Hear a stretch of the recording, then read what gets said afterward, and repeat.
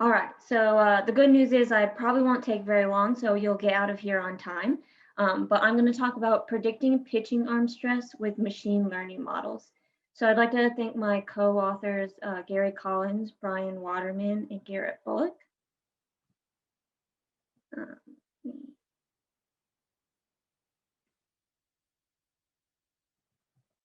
right. Sorry. All right, so we all know that musculoskeletal injuries in baseball players is a persistent and significant problem. The greatest incidence of these are attributed to the shoulder, elbow, and trunk, and injury rates continue to increase. Younger and younger athletes are getting, Tommy John surgery and rotator cuff repairs, and Major League Baseball has lost $7 billion in lost wages, mostly due to upper extremity injuries.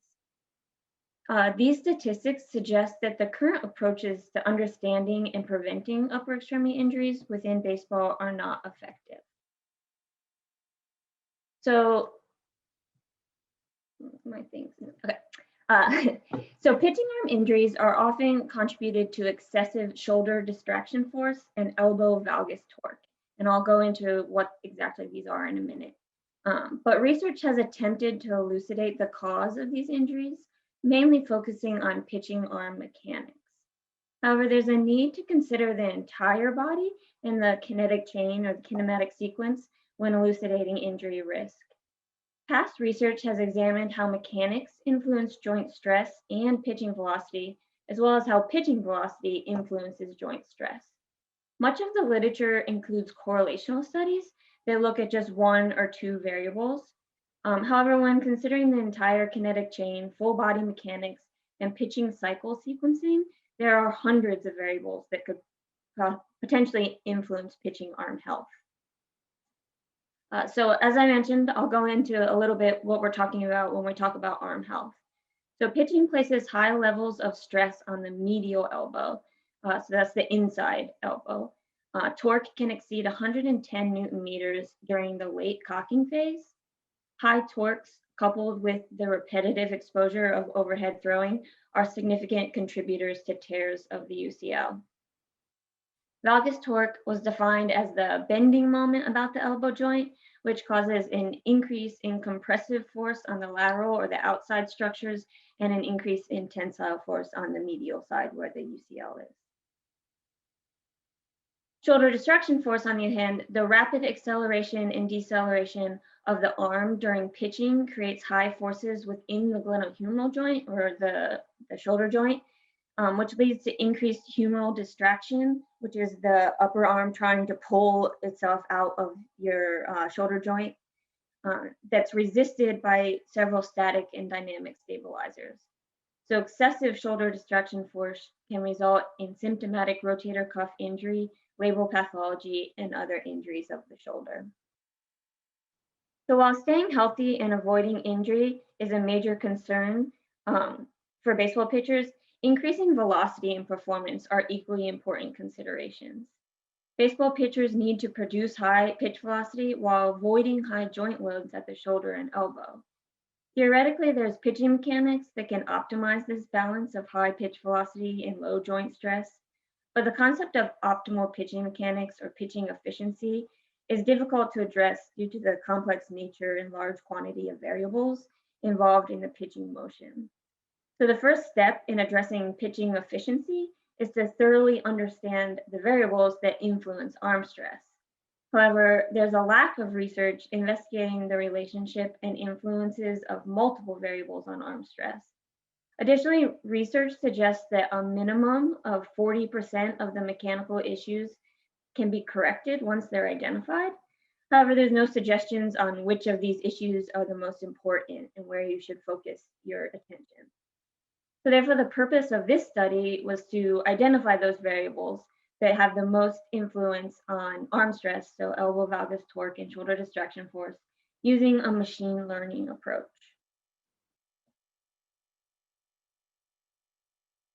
Maybe. Okay.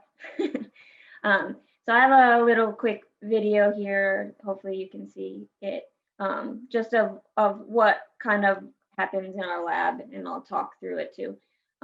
But this was a retrospective study where everybody came through and went through a biomechanical pitching evaluation. So I know Glenn Fleissig was on here a little bit earlier, and he kind of showed what a pitching evaluation looks like, but here's an example as well. So the players came in and got the full body marker set, and then threw in the lab with the high-speed video cameras recording their kinematics, and then the mound is also instrumented. So we are able to get ground reaction force along with the 3D biomechanics of the pitch.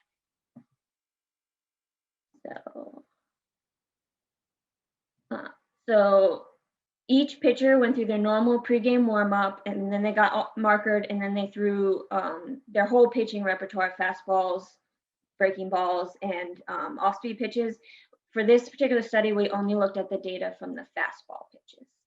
The inclusion criteria included baseball players with pitcher as their primary position, and then able to participate in all training, practice, and competitions, age 13 and above, and not being currently treated for a shoulder or elbow injury.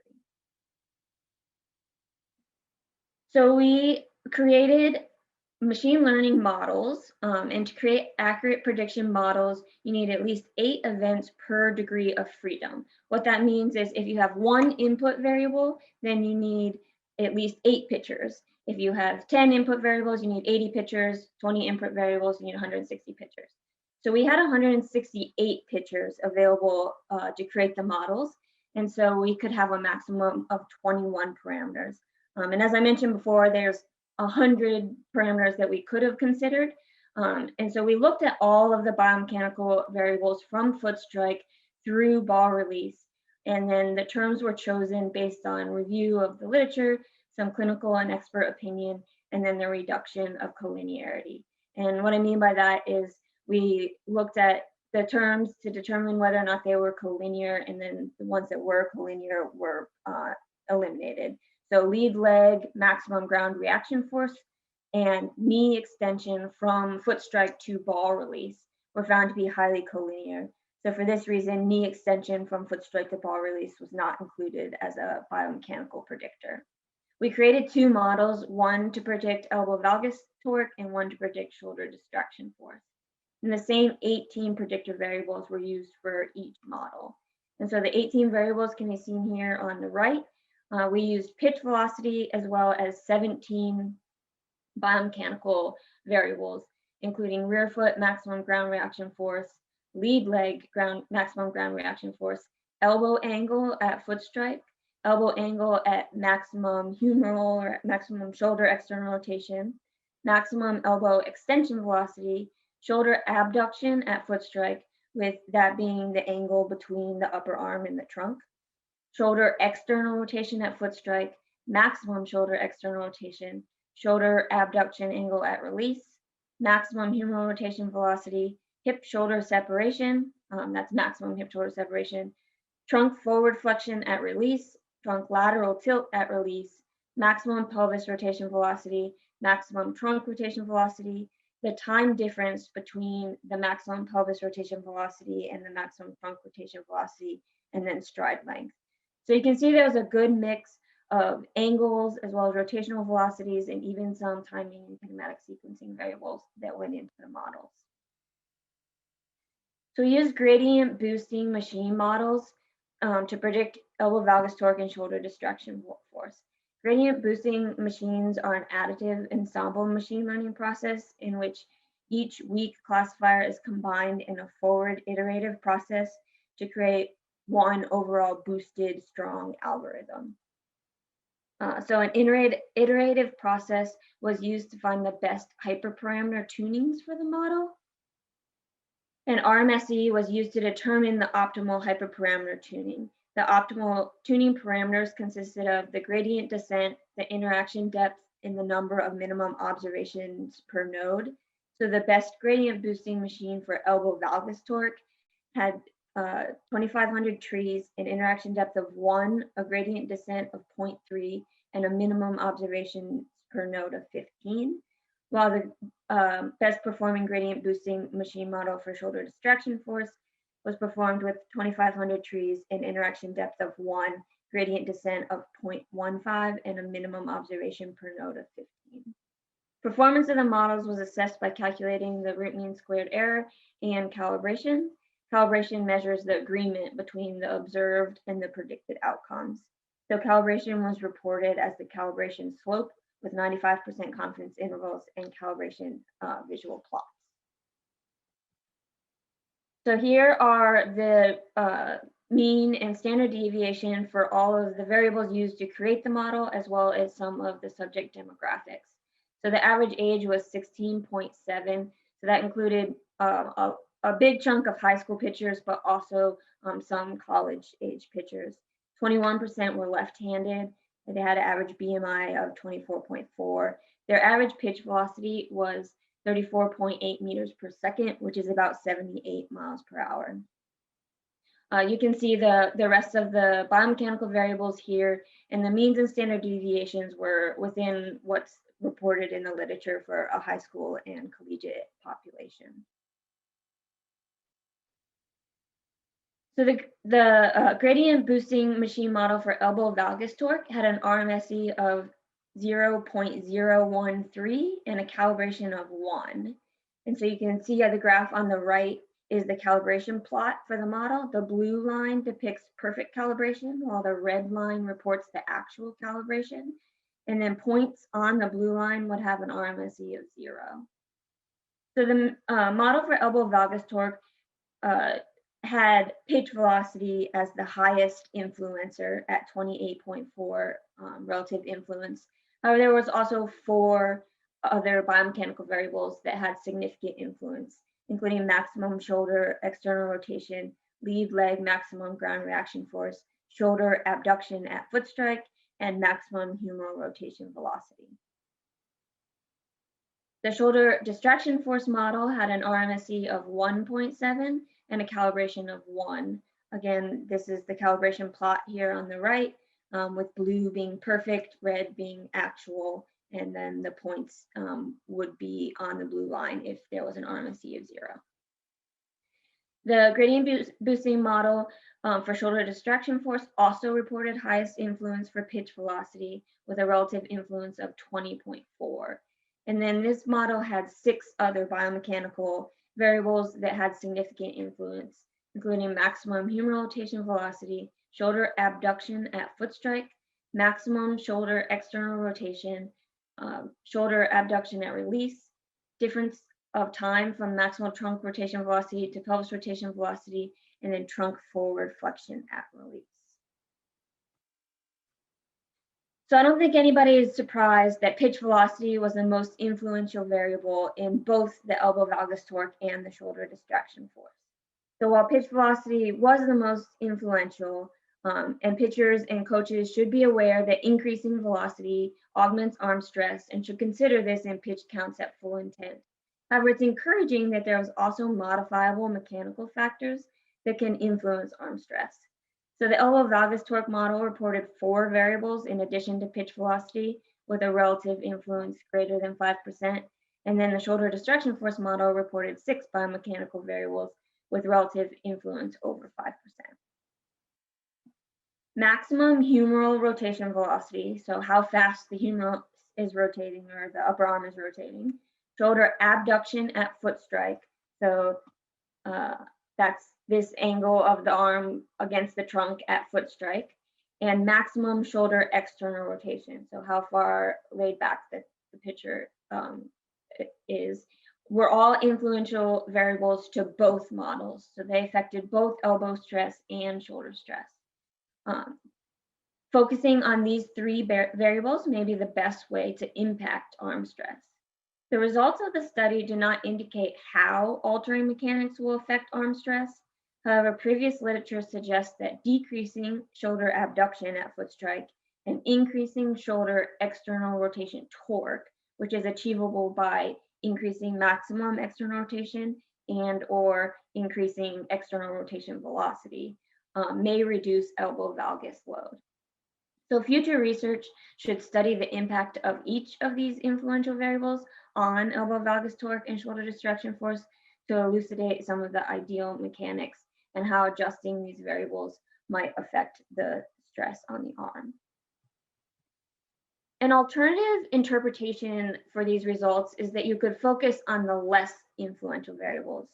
So if the goal is to increase ball velocity while minimizing or maintaining the stress that you're placing on your arm, a player or a coach may choose to focus on the pitching mechanics that are known to influence pitch velocity, but were shown to have less influence on the elbow valgus torque or the shoulder distraction force. So for example, previous work has shown that large angular velocities of the torso, shoulder internal rotation, and elbow extension all contribute to pitch velocity. So while shoulder internal rotation velocity was a strong influencer for both shoulder distraction force and elbow valgus torque, neither trunk rotation velocity nor elbow extension velocity had strong influence on arm stress. So therefore, a pitcher could focus on increasing torso rotation speed and elbow extension speed to have a high impact on their pitch velocity, but a minimal impact on their arm stress. Additionally, youth pitchers have been found that hip-shoulder separation and stride length were both predictors of ball velocity. These variables were considered in the gradient boosting machine models, but were not found to be strong influencers of elbow valgus torque or shoulder distraction force. Hip-shoulder separation and stride length are both easily modifiable mechanics that could have high impact on the pitch velocity, but minimal impact on arm stress. So pitch velocity was the most influential variable in both models, and this suggests that the harder a pitcher throws, the more arm stress they will accrue. However, both models also had pitching mechanics with significant influence. So the results of this study can be used to inform players, coaches, and trainers on what mechanical variables to focus when their goal is to limit throwing arm stress without sacrificing velocity. The next steps in this project include developing a machine learning model for pitching velocity. And from here, we hope to use these three models to develop an effective equation to really get down to understanding pitching efficiency, how we can help players improve their performance while also hopefully limiting their injury risk. So I will be happy to take some questions.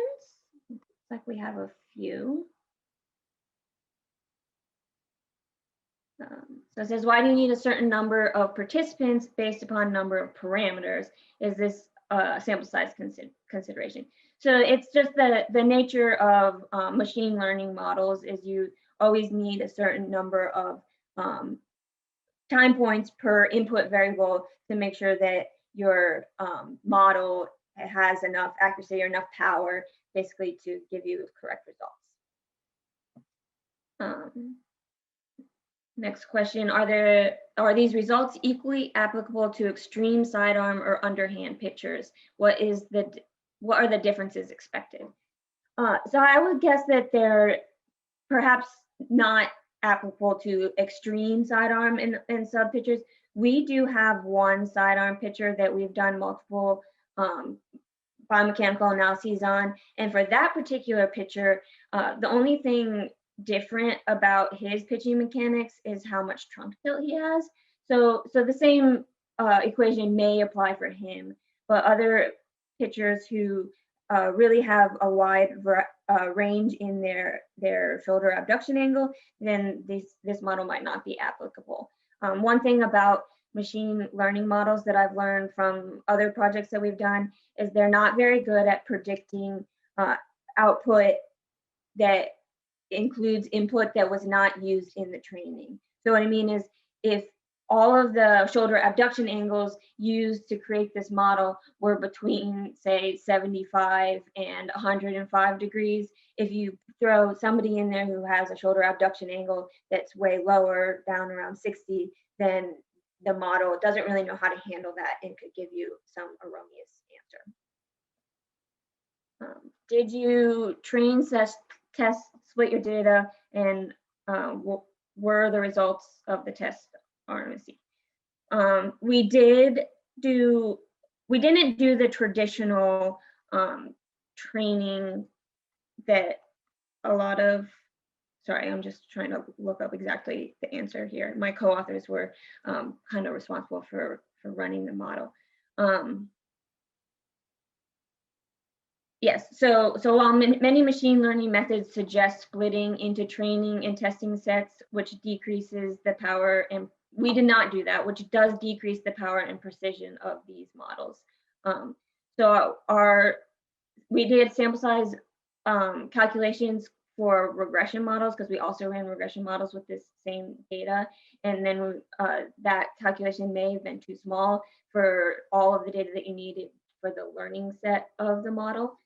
So we did not split them in the traditional way and tested it on the subset of the pictures. Do you think a wearable device could be made to reduce force to stabilize the joints with minimal to no effect on pitching performance? Honestly, I don't know. It kind of, I'm not sure. That's a good question, but from my data, I haven't really explored what kind of wearables or even wraps of that nature can do to reduce stress on the elbow and the shoulder. Was any variable close to as influential to shoulder and elbow stress as pitch velocity? So you can see on those slides I had the relative influence numbers there. And so pitch velocity had a relative influence of 28.4, and then the next most influential variable had a relative influence of 9.23 for the elbow model. And then for the shoulder one, 20, and then the next influential had 9. So no, they weren't as close as pitch velocity, but they were still significant in that you could, if you added up all of these, they're bigger than 20. And so together, if you're looking at it as a whole and all of the variables that you could kind of attack to optimize, they do equal the influence of pitch velocity. Do you decide to limit your input parameters because you wanted to look at feature importance for your model rather than including all input parameters and using a dimension reduction technique? Yes, as I mentioned, we also did linear regression modeling in this study. We were looking to see what gave the best model predictions, and the gradient boosting model gave the best prediction out of the regression and several other machine learning types that we tried. And so it was really a consideration for what the regression model could handle as far as inputs. It would be interesting to run the machine learning again, just kind of throwing in all of the variables and seeing what happens in using a reduction technique.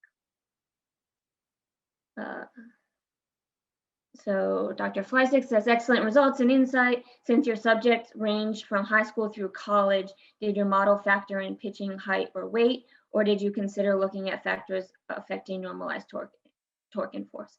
Yes, so we normalized all of the torque and force. And so by normalizing them, then that accounted for the pitcher's height and weight. We also split the model into just a high school model and just a college model. I didn't have room for all those results here, but they were slightly different between the high school players and the college players, which just reinforces all the literature out there that says college pitchers and high school pitchers have different pitching mechanics.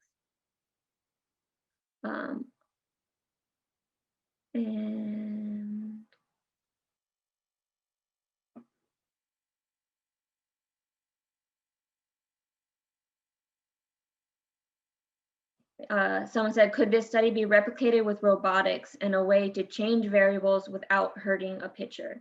That's an interesting idea, or modeling even, so you could try to do some musculoskeletal modeling and change the pitching mechanics and the angles and see how that affects the shoulder distraction force and the elbow valgus torque. Musculoskeletal models are complex, and we're working on some for pitching, but they're not quite there yet. But that would definitely be an interesting idea and some interesting studies to try to see, definitely in the avenue of finding kind of pitching efficiency, if you could play around with angles and find the ones that minimize the elbow valgus torque and shoulder distraction force would be, yeah, ideal. Since we can just interpolate the results, what was the range of pitch velocities into the model? I am not entirely sure what the range was. Like I said, the average was 77.8.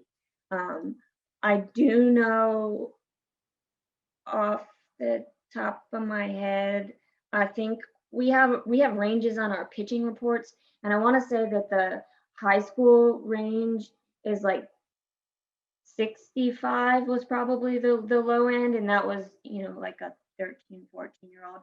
And then our college pitchers range go all the way up to 97 miles per hour. So that was probably the range, 65 to 97.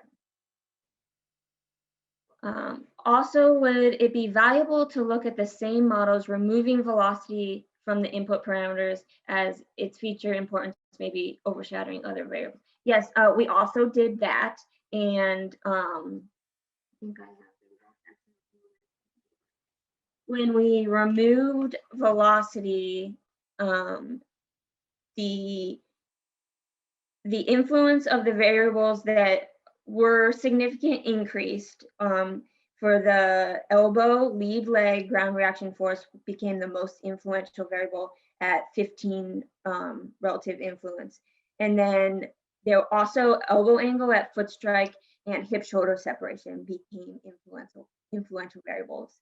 And then for shoulder, humeral rotation velocity became the most important or most influential variable at 15 relative influence. And then stride length and lead leg ground reaction force also became influential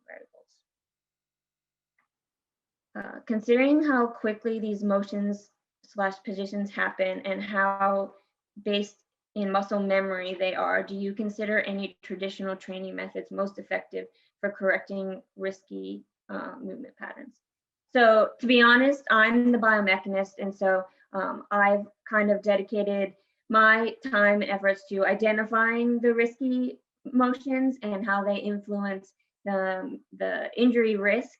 And then we have a lab coordinator who has a background as a pitching coach, and he works with my feedback and my identification to provide the correctives. So he has a whole bunch of them, and we've been successful in kind of teaching them and passing them on, but I'm not entirely sure what they are. Do you plan to track participants in the study to track whether they encounter arm problems? So we do have a cohort of these pictures that of the high school kids where we were trying to track them for a year. Unfortunately, we would send them a survey every single month to ask them about arm health and pitching load and things like that. Unfortunately, they all came in summer of 2019, and so the year follow-up kind of was affected by COVID, and a lot of their baseball seasons got canceled, and so we didn't feel comfortable sending them a bi-weekly survey asking them about their pitching when they were unable to actually participate and pitch. So we do have a little bit of follow-up data that we can look at and see how this affected their injury risk or their arm health, but that ended up not being as fruitful as we hoped. But perhaps after coronavirus has settled down, we can attempt that again.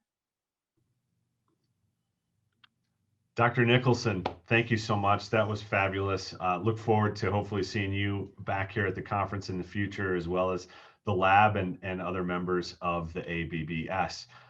So that concludes the 2021 SABR Virtual Analytics Conference. We were fortunate to be joined by a bevy of experts willing to share their expertise, and we continue to be honored that the analytics community continues to help this conference grow. Many of you in attendance were first-time conference attendees. We hope you'll join us again in the future. And many of you are also not currently members of SABR, which is totally fine. But if that is you, I hope you'll check us out. We provide opportunities to go as in-depth as this conference on nearly all topics surrounding the game of baseball. So please do check us out. Before we go, I want to be sure to once again thank the SABR staff, Scott Carter, Jacob Pomrenke, and Chanel Zapata. Our office has now been operating virtually for an entire calendar year, and this group was able to seamlessly execute a 4-day virtual event. So hats off to them. And thanks again for joining us this year. We will see you in person at the Renaissance Hotel in downtown Phoenix next March 4th through the 6th. Thank you.